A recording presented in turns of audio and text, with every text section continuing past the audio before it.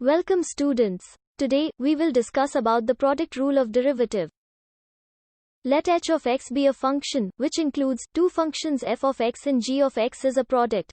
And we want to find the derivative of this function by first principle rule of derivative, which is given by equation 1. In this case, h of x plus delta x will be given as putting values of h of x and h of x plus delta x in equation number 1. We get it in the form like this. For further simplification, adding and subtracting g of x plus delta x into f of x in the numerator of right hand side. And so, we got the next step.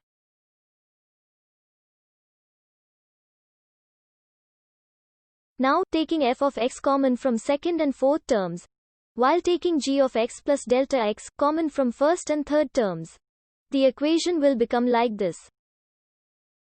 For further simplification and moving towards the derivatives of functions separately, we have to split right-hand side of the equation into two parts with their separate limits.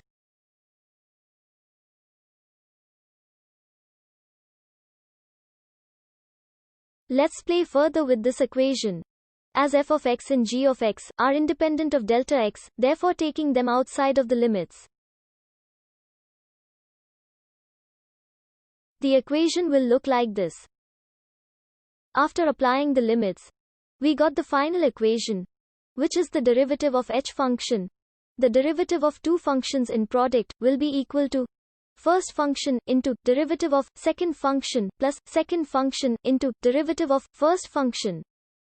Dear students, I hope that you enjoyed today's lecture. See you in next lecture. Thank you.